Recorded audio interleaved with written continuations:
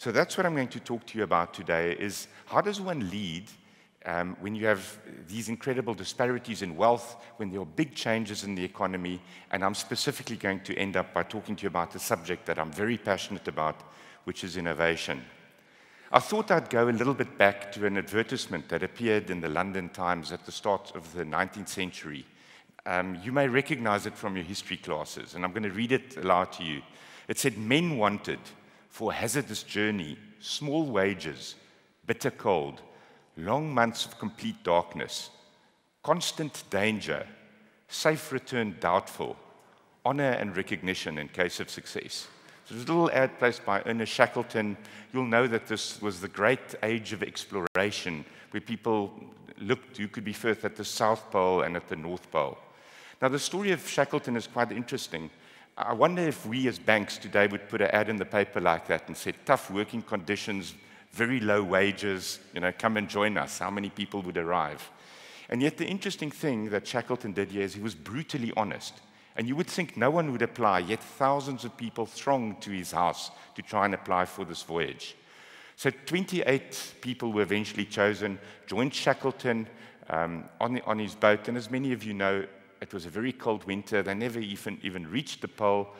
Ice, when it forms, obviously expands. It crushed the ship, and they had these little lifeboats, and the 28 men of them set across the open seas 1,200 kilometers and 635 days. And the most amazing thing about the Shackleton journey was not that they ever reached their goal, but that every single person returned back alive. Now, I'd like to contrast that to somebody that will know quite well, Amundsen, who actually was the first man to reach the North and the South Pole. He did this very differently. He didn't take ponies. He didn't take cloth, which was very warm, and slowed him down. Lived with the Eskimos, learned about ice, got there with using dogs, much, much faster, therefore could be light and use animal skins. Now, I think one can learn from both these leaders.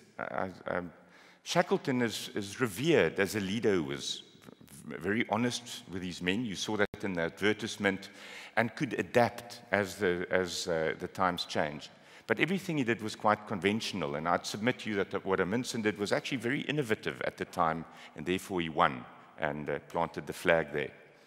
So that says something about leadership. I'd also like to play a little game with you. I've put 3 leaders on the screen here in front of you. Leader A, associated with crooked politicians, consulted with astrologists, had 2 mistresses, and chain smoked and drank 8 to 10 martinis a day. I wonder how I felt in the mornings. Leader B, kicked out of office twice, sleeps until noon, used opium in college, and drinks a quart of whiskey every evening. And leader C was a decorated war hero, was a vegetarian, doesn't smoke, drinks the occasional beer, and never cheated on his wife. Who would you choose as leader? Well, the interesting thing, and you probably have worked it out, A was Franklin D. Roosevelt, probably one of the greatest American presidents ever. B was Winston Churchill, and the Brits would say the same about him. And I think you know that C was Adolf Hitler. So the point about leadership is it's not always what you think it is. And I think one of the problems that we've got in modern life about leadership is we think they're supermen or superwomen and they can do absolutely nothing wrong. Whereas leaders are actually just human people. And I believe, and this, is obviously a very debatable topic, that leadership is really about values and about trying to live your values. So let's just focus on innovation. And this really is the theme of what I want to talk about to you. And I've got quite a bold statement here. In fact, it's a rebellious statement. It says, stuff the strong. Strong countries, strong companies, stuff them. In fact, it could have been a bigger word, but we're in polite company here right now. So we're going to use the word stuff. Only the innovative shall survive. Now, if you take this back to Darwin and Darwinian times, they said, the strong will survive, the bigger animals, the dinosaurs, or maybe the fittest. I submit to you that today, you will only survive if you and your company is innovative. Okay? It's a very rebellious thought about it. Never before in history has value creation been so quick. Industries that we didn't know about 4 years ago, Facebooks and Twitters are now taking over. And big companies that thought they were big and strong fall. The creation and the destruction of value has never been so fast. And it all comes back to innovation, whether you can innovate as the environment changes around you.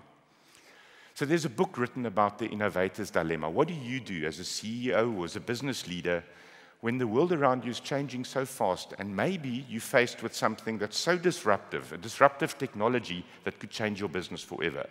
So let's say you're in the telex machine business and faxes come along, or you're in the fax business and email comes along, or you make, was it Polaroid who made those pictures that you could take and the picture came out, and if you wanted to develop quickly you had to dry it and so on, and digital cameras suddenly start coming along. Now the author of this book said companies have an immune system, and that immune system protects itself from too much change. Typically you'll hear an employee say, we tried that before, it doesn't work. Or what do these youngsters think coming in with all their new ideas? And such an immune system can be quite good if you don't have to change. But that immune system can be very, very dangerous when disruptive technologies come along. And the author of this book said that the answer then is to start a completely new company. New brand, new HR system, new finance system, new leadership. Don't let it be contaminated by the existing company. I find this a very pessimistic way of looking at us corporates. I think a much more preferred way is to bring innovation inside your company. To then actually say, why don't you use the benefit that you already have built up over many years of goodwill, of your brand, of scale, of infrastructure and your staff? So my entire talk is not about starting new companies outside your own company. It's about starting them inside and bringing the culture of innovation inside. And in doing that, I want to make another provocative statement. No one is smarter than everyone, with very, very few exceptions, where you have truly visionary leaders, and you're probably all thinking Steve Jobs in Apple. No one is as smart as everybody. I know that there are many more people in this room that are smarter than me, but what I can also tell you, very smart people, is that none of you individually is as smart as all of us together. So if there is a way of getting the combined wisdom out of a room on any topic, you will get a better answer. If you can tap into the combined wisdom of all the people that are working for you, and then when they start innovating for you, you will come up with tremendous results. So it doesn't just depend on you as leader, it depends on everybody. Well, Michael, in Denmark and many other places in the world, banking is often considered a quite conservative business. And what you talk about here is really disruptive innovation. Is this necessary, not just in banking, but in all businesses in future? Do we have to think disruptive innovation? I think so many companies that exist today, that we think are role models today, that we think are stable, may not exist in 20 years' time or 10 years' time even. Never has the rate of change increased at such an increasing rate. So it's not only changing fast, that rate of change is changing faster and faster. So I'll just give you a banking example. It's the only industry I know, but there's a really good chance banks won't be around, at least not in the way that we know them. A company like Facebook has 900 million customers. It seems they haven't quite figured out what to do with them, but customers like them. Apple, I buy things from my iTunes account. Right now, they intangible things, songs and apps and so on. But why can't that iTunes account become a bank account? I mean, it's one little jump for that iTunes account to become a bank account. They've got all those customers already. And where will that leave us traditional banks with all the legacy? So I think this could happen to any type of industry. Your bank is today offering many things and is also somewhat of a telecommunication business, you can say. That means that you're kind of blurring the lines between telecommunication and banking. Why don't you just concentrate on banking? Isn't there like a danger that you might go overboard when you want to innovate outside your core business?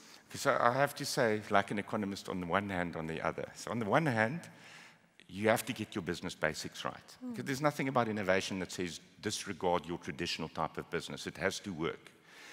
But then if you're not willing to innovate and you're not willing to disrupt, I can guarantee somebody else will do it for you. In Africa, for example, there are telecom companies, M-Pesa in Kenya, that quickly became the largest distributor of payments in the country. And that can happen because a mobile phone is something that people have fallen in love with. It spends more than 98% of the day within 5 meters of you. Okay, even when you're sleeping, people use it as a, to wake up. So your phone is always there, and it's only a matter of time until all banking will happen on that phone. Now, whether that makes you a telecoms company, I'm not sure what the definition is, but maybe that's the point. The old definitions will no longer apply. And we simply believe that the risk of not innovating is far greater than innovating and making a few mistakes along the line.